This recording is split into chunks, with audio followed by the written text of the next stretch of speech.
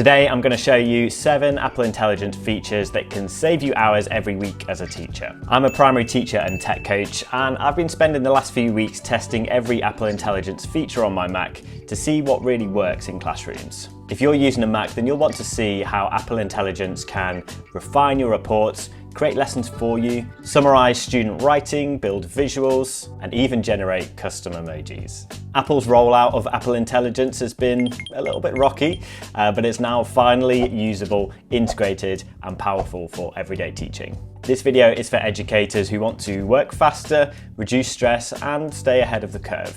And by the end, you'll know exactly how to use these powerful tools to streamline your workflow and impress your colleagues. So let's get to it. All right, so obviously the first thing for us to check is that Apple Intelligence is switched on in the settings. I'm going to scroll down here. It should appear in the sidebar here as Apple Intelligence and Siri. And if it's not there, that may be for a couple of reasons. It may be that your device is perhaps a bit too old, or it could be that it's not rolled out in your area yet. But you can find out more on Apple's website about compatibility. So here we are. It should be switched on here. If it's not, go ahead and switch it on. There may be a few steps to go through, and then you can see all the various options for Siri and things as well. We'll come on to this ChatGPT extension a little bit later, but this is a great way to increase the capability of Apple Intelligence. All right, so let's start with one of the best Apple Intelligence features, and that is writing tools. So you can use writing tools to proofread your work, create different versions of the same text to help you find the right wording and tone, summarize selected text, and compose content from scratch. Writing tools are available in most places you write, including third-party apps and websites. And writing tools can really help you save time on lesson planning. It improves the clarity and tone across all your communication, and it supports differentiation by adapting content to various different levels. Now, in some apps like Notes here and in Mail, you'll see that the writing tools option is available in the toolbar at the top. And you can select that and you can see the writing tools that are available for you. The other way you can enable writing tools is by selecting any text and either right-clicking, selecting writing tools here, or you can see that symbol just appeared here at the side as well. So either way, you can open writing tools from highlighting a selection of text. Now, one way you can use writing tools is to proofread something that you've written. So here's an example of an email I've written. I'm going to select the text, press writing tools, and use this proofread button. You'll see that it takes a few seconds just to adapt and edit anything that needs correcting, and you'll see these colored lines for the edits that have been made. And you can scroll through those here with the arrows. It will tell you what change has been made and what type of error it is. And if you're happy with that, you can press done. So obviously this is great for proofreading emails, but it could also be really useful for proofreading larger pieces of text like student reports or perhaps newsletters for parents. So another feature of writing tools is to select the text and to rewrite it. So you can simply just select this button, rewrite, to make sure everything reads well, or you can change the tone of the writing to make it friendly, professional, or concise. You'll also notice that there's a feature here to describe your change. So this could be to turn the text into something completely different, like turn this into a poem, for example. So this can be really useful in a lot of contexts, and you can see here that I'm now being prompted to use ChatGPT for this change because it needs a little bit more intelligence than Apple Intelligence can offer us. Now, I mentioned this feature before, and this is back over in the settings for Apple Intelligence. You'll see at the bottom here that there's an extension for ChatGPT. I'm already logged into my account here, but you'll just need to turn this on and sign into your ChatGPT account, and that way it can be used as an addition to Apple Intelligence for a task like this. So if I go back here and click Use ChatGPT, it will take a moment just to look through and then hopefully change this text into a fun poem. And you can see here, this is its first draft, and we could try refining this a bit later on. So this rewrite tool can be used in lots of different ways. I think one of the main ways that I would use it is to refine text to be more student friendly, or to possibly formalize notes and drafts for parent emails, for example. Okay, so I've come over to Pages now because I want to show you the summarize feature. It's here in the writing tools at the top, and you'll see that there are a few different ways of summarizing a text. I can very simply just click summary and it will give me an overview of the text. I could replace it with that summary, or I could copy and paste that somewhere else. Now, another way I could use the summarize tool is to turn this text into key points. So again, It will think for a little while, and then it will show you the key points from this text, and you can either replace this text with or copy it to another location. You could also turn this text into a list like this, and you could also turn it into a table. And this is my favorite way to summarize large chunks of text like this. It makes it really accessible and easy to read. The preview looks a bit funny here, but when I replace it, you'll see that text has been formatted into a table with topics, actions, who's responsible, and the date that it's due. Now, finally, I'm going to use the Compose tool here in the writing tools, and it's this one here at the bottom. Again, it will need the ChatGPT function set up that I showed you in settings earlier, and I can just use this box here to type something that I want to add to this document. So in this case, I'm going to type a bedtime story where a young girl befriends a caterpillar turning into a butterfly. And hopefully it will compose something that we can use in our document. So here it is. I'm going to insert it, and that's ready to go. Luna and the little caterpillar. All right, so next up is Image Playground. Now, Image Playground uses Apple Intelligence to combine concepts, text descriptions, and people from your photo library to create new images in seconds. Now, Image Playground is a standalone app on Mac, but it's also embedded into apps like Freeform and Keynote. And it's great for providing really engaging visuals for lesson materials, slides, and classroom displays. And I find it's great for supporting creative tasks where no suitable image exists already. For example, imaginary animals or fictional places. All right, so here we are in the Image Playground app, and you can see that there are some concept suggestions down here at the bottom that I could start with straight away. So for example, sci-fi. I could combine sci-fi and desert together, and you'll see that it starts to generate these AI created images. You can scroll through and just choose something that you want. You see that it's still generating down here as I scroll. And then when you've got something you want, you can press done and it saves as an image. So it might be that you just want to copy that somewhere else. You might want to export it into a different app or airdrop it using this button up here. You can also describe an image you want here at the bottom. So I might describe something like a volcano in the middle of a forest, and it will add that description to the prompt as it generates. And you'll see here that it's created something very quickly that I can use later. Again, there's lots of different examples that I can scroll through. At the moment, it's this animation style, but there's a couple of others to choose from as well. So I could choose this illustration style, which will give us something slightly different, or finally this sketch one, which will look more like a kind of hand-drawn image. So lots of options here. You can also select photos or take a photo to inspire your new image.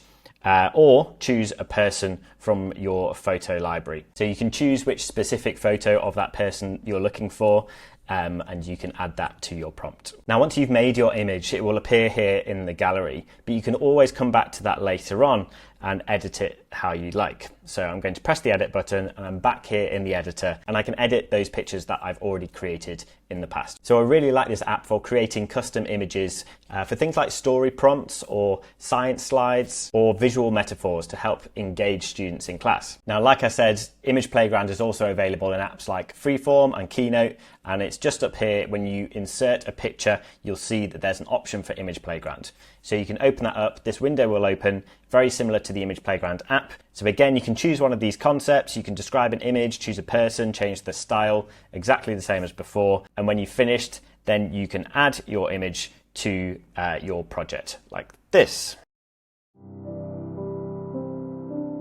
All right, so now let's look at Genmoji. Now, this is a feature where you can create custom emojis based on a prompt. So similar to Image Playground, we type in the prompt and we can create our own emojis. And this is a really great way to engage students with fun, personalized emoji content. So here we are in the Notes app, and I'm going to open the emoji window by pressing that function button in the bottom left corner of the keyboard. And here we can search for our regular emojis, but there's this new button here at the top, which is for the Genmoji, to create an emoji. So I could describe an emoji like this. Let's say I want a taco wearing a hat. I can describe my emoji and you'll see that it will start to create some results. And now I like this first one, so I'm going to go to that and press add. and it will add it to my emoji keyboard. So this is really good for generating custom emojis for things like labeling emotions perhaps in class, reflecting learning goals, or just things that are really subject specific that you can create from scratch and really engage your students and your class. Depending on what device your students are using, you could also let them describe their own Genmojis to create as part of a classroom activity as well. All right, now let's move on to Siri. Now Siri has a redesign with Apple Intelligence, and it's now a lot more natural and helpful. Siri speeds up everyday commands through typing or through voice commands. And now with ChatGPT built in, you can get more nuanced answers and generate custom content. Okay, so the first thing to do is to make sure that Siri is switched on in the settings, and it's here under Apple Intelligence and Siri, and you can switch it on and off with this toggle button here. You can also choose the way to activate Siri. At the moment, I've got it set to listen for the words Siri or Hey Siri. And then you can also choose a keyboard shortcut to activate it with as well. I'm going to press the dictation button on the top row of my keyboard here to activate Siri. And you'll see that it'll pick up my words straight away and it will start to respond to my questions. If I don't want to speak to Siri, then I can press this button here and instead I can type, which might be an easy way of doing it if you're in a noisy environment, for example. So I might want to find out what is the time in Belgium, and I will get a response from Siri straight away. So it can help with really useful things like this. It could also help you to set reminders or schedule meetings or respond to messages, perhaps if you're busy doing something else at the same time. Now I could also use Siri to ask for something that's a bit more specific. So for example, give me 3 ways to introduce ecosystems to year 4. So you'll see here that we've got this prompt to use ChatGPT because this is something that's a little bit more complex. And because we've got that set up in the settings, I can click this button, use ChatGPT, and it will work with ChatGPT in the background to generate something to respond to my prompt. So here's the response. I've got my 3 suggestions and I can copy that text and paste it into a different app later on. All right, so next up we're going to look at Notes, and Notes has Apple Intelligence built in, so you can create a recording and then create a transcript. So you could use this for things like recording a class or an important meeting, create a transcript of that meeting, and then generate a summary using Apple Intelligence. Let me show you how. So I'm here in the Notes app, and I'm going to press this button here, which is to record audio.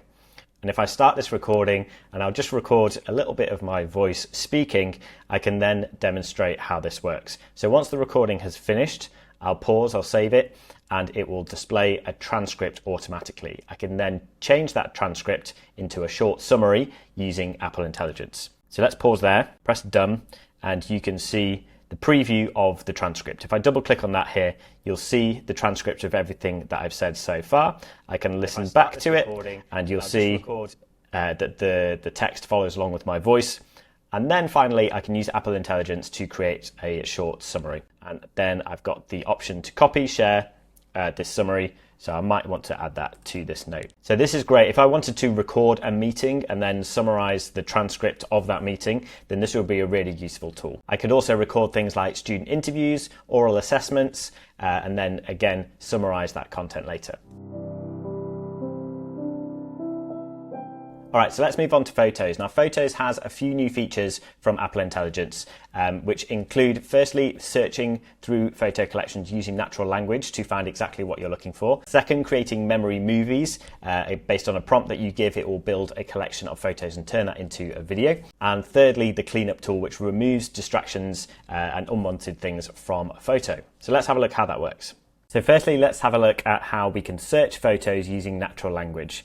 And there are various ways that you can do this. You can search for people or places or a time or location. So I'm going to search for a school trip to Gopeng, which is a recent school trip that I went on. And you can see that there's a collection of photos and videos from that trip that it's been able to find based on the location and the word school trip that I used as well. There's also a memory movie that's already been created for this automatically by Photos.